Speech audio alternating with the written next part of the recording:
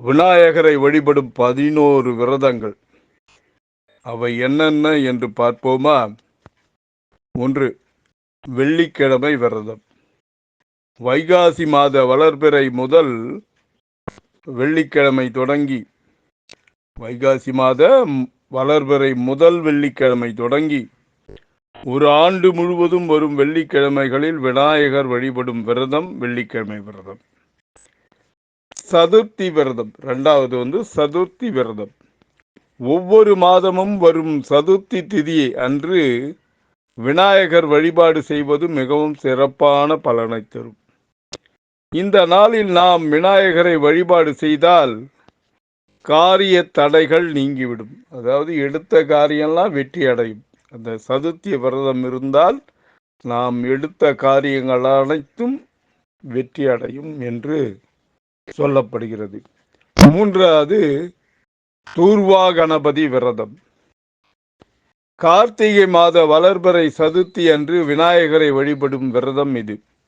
அன்றைய தினம் விநாயக பெருமானை அருகம்புல் ஆசனத்தில் அமர்த்தி வழிபாடு செய்வதன் மூலம் வம்ச விருத்தி உண்டாகும். நம்மளுடைய வம்சம் விருத்தியாகும். எந்த விரதம்னா தூர்வா கணபதி விரதம் இருந்தால் கார்த்திகை மாதம் வளர்பிறை சதுர்த்தி அன்று விநாயகரை வழிபாடும் செய்யும் விரதம் தான் இந்த தூர்வா கணபதி விரதம். அடுத்தது செவ்வாய்க்கிழமை விரதம். 4வது ஆடி மாதம் முதல், அதாவது ஆடி மாதம் ஆரம்பிச்ச உடனே முதல் செவ்வாய்க்கிழமை தொடங்கி ஓராண்டு முழுவதும் செவ்வாய்க்கிழமைகளில் விநாயக பெருமானை வழிபாடு செய்யும் விரதம் இது. இதனால் செவ்வாய் தோஷம் நீங்கும். யார் யாருக்கு செவ்வாய் தோஷம் இருக்குதோ அவங்கெல்லாம் இந்த ஆடி மாத செவ்வாய்க்கிழமையில் தொடங்கி ஒரு வருஷம் முழுக்க செவ்வாய்க்கிழமைகளில் விநாயக பெருமானை வழிபாடு செய்தால் அவர்களுடைய செவ்வாய் தோஷம் நீங்கும் என்பது ஐதீகம். அடுத்தது 5. சித்தி விநாயகர் விரதம். புரட்டாசி மாதம் வளர்பிறை 14ஆம் தேதி சதுர்த்தி திதியில் விரதம் இருப்பது இந்த விரதத்தின் சிறப்பாகும். இந்த நாளில் விநாயகரை வழிபட்டு வந்தால் எதிரிகள் விலகுவார்கள். எதிரி ஒருத்தர் கூட இருக்க மாட்டாங்க. எப்போ? புரட்டாசி மாத வளர்பிறை 14ஆம் தேதி அன்று ஒரு சதுர்த்தி திதியில் விரதம் இருந்தால் எதிரிகளே இருக்க மாட்டார்கள். எதிரிகள் இருந்தாலும் விலகி விடுவார்கள் என்பது ஐதீகம். 6வது குமார சஷ்டி விரதம். கார்த்திகை மாத தேய்பிறை பிரதமை திதி அன்று தொடங்கி மார்கழி சஷ்டி வரை 21 தினங்கள் விநாயகரை வழிபாடு செய்ய வேண்டும். இந்த காலகட்டத்தில் 21 இலைகள் கொண்ட மஞ்சள் நூலை கையில் கட்டி கொள்ள வேண்டும். பிள்ளை செல்வம், குடும்ப வளத்திற்காக இந்த விரதம் மேற்கொள்ளப்படுகிறது. இதற்கு பிள்ளையார் நோன்பு என்று பெயர். இவருக்கும் நோன்பு இருக்கு. அந்த நோன்புக்கு பெயர் குமார சஷ்டி விரதம். இது எப்போ? கார்த்திகை மாத பிரதமை திதி அன்று தொடங்கி மார்கழி சஷ்டி வரை 21 நாள் வரும். அந்த 21 தினங்கள் விநாயகரை வழிபாடு செய்ய வேண்டும். இப்படி இருந்தால் பிள்ளை செல்வம் கிடைக்கும். குடும்ப வளத்திற்காக இந்த விரதம் இருப்பது நல்லது. அடுத்தது 7வது விநாயகர் நவராத்திரி. ஆவணி மாத வளர்பிறை சதுர்த்தியை தொடர்ந்து, அதாவது விநாயகர் சதுர்த்திக்கு பின்வரும் 9 நாட்கள், விநாயகர் சதுர்த்தி வருது இல்லையா ஆவணி மாதத்தில், அந்த விநாயகர் சதுர்த்திக்கு பின்வரும் 9 நாட்கள் விநாயகரை வழிபாடு செய்வதற்கு விநாயகர் நவராத்திரி என்று பெயர். சிலதெல்லாம் யாருக்கும் தெரியாது. விநாயகர்னா ஏதோ தலையில் கூட்டிக்கிட்டு தோப்புக்கரணம் போட்டுக்கிட்டு தவடையில் போட்டுக்கிற மாதிரி அவ்வளோதான் நினச்சிக்கிறாங்க.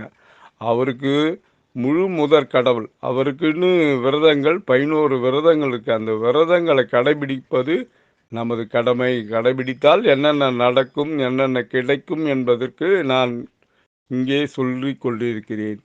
செவ்வாய் பிள்ளையார் விரதம். 8வது ஆடி மாத செவ்வாய் அன்று விரதம் இருப்பது. இதனை பெண்கள் மட்டுமே செய்ய வேண்டும். ஆடி மாத செவ்வாய்க்கிழமை விரதம் இருக்கிறது இதை பெண்கள் மட்டும்தான் செய்யணும். இந்த விரத பூஜைகள் செய்யும் பெண்கள் வீட்டிலிருந்து பச்சரிசியை கொண்டு வந்து பொது இடத்தில் இடித்து மாவாக்கி தேங்காய் துருவல் சேர்த்து உப்பின்றி கொழுக்கட்டை அடை செய்து விநாயகருக்கு படைப்பர். உப்பில்லாம கொழுக்கட்டை அடை செய்யணும், விநாயகருக்கு படைப்பர். கன்று போடாத பசுஞ்சாணத்தால் விநாயகர் உருவம் செய்து புங்க மரக்கொழுந்து, புளிய மரக்கொழுந்து இதை தட்டி செய்து மேடையாக்கி அதில் விநாயகரை பிரதிஷ்டை செய்து ஆடி பாடுவர். செல்வ செழிப்புடன் வாழ இந்த பூஜை செய்வதாக நம்பிக்கை. இதையெல்லாம் கவனத்தில் கொள்ளுங்கள். என்னென்ன பண்ணணும் பாருங்க. செவ்வாய்க்கிழமை விரதம் இருக்கிறது பெண்கள் மட்டும்தான் இருக்கணும். இந்த விரத பூஜை செய்யும் பெண்கள் வீட்டிலிருந்து பச்சரிசியை கொண்டு பொது இடத்துல எடுத்து போய் இடிக்கணும். வீட்டிலேயே இடித்து மாவாக்க கூடாது. பொது இடத்தில் இடித்து பச்சரிசியை கொண்டு பொது இடத்தில் இடித்து மாவாக்கி தேங்காய் துருவல் சேர்த்து உப்பின்றி கொழுக்கட்டை அடை செய்யணும். செய்து அதை விநாயகருக்கு படைக்கணும். இப்படி இருந்தால் இதை செல்வ செழிப்புடன் குடும்பம் செல்வ செழிப்புடன் வாழும் இந்த பூஜை நடத்தப்படுகிறது. இந்த விரதம் இருக்கப்படுகிறது. 9 அங்காரக சதுர்த்தி விரதம். பரத்வாஜ முனிவருக்கும் இந்திரலோக பெண் துருத்திக்கும் ஒரு ஆண் குழந்தை பிறந்தது. பரத்வாஜ முனிவருக்கும் இந்திரலோக பெண்ணான துருத்திக்கும் ஒரு ஆண் குழந்தை பிறந்தது. அதை பூமாதேவி வளர்த்து பெற்றோரிடம் ஒப்படைத்தாள். மகரிஷி அந்த பிள்ளைக்கு அங்காரகன் என பெயர் சூட்டி விநாயகரை பூஜித்து வரும்படி கூறினார். இதில் மகிழ்ந்த விநாயகர் நவகிரகங்களில் ஒருவராக அங்காரகனுக்கு பதவி அளித்தார். ஏழையாக உள்ள ஒருவன் மாசி தேய்பிறை செவ்வாய்க்கிழமை தொடங்கி ஒரு வருடம் இந்த விரதத்தை செய்து வந்தால் செல்வ வளம் பெற்றவனாக மாறுவான் என்பது ஐதீகம். அதாவது ஏழையாக இருப்பவனும் பணக்காரனாக மாற்ற வேண்டும், நல்ல செல்வ செழிப்புடன் வாழ வேண்டும் அப்படின்னா இந்த விரதம் இருக்கணும். அங்காரக சதுர்த்தி விரதம் இருந்தால் செல்வ வளம் பெற்றவனாக மாறுவான் என்பது ஐதீகம்.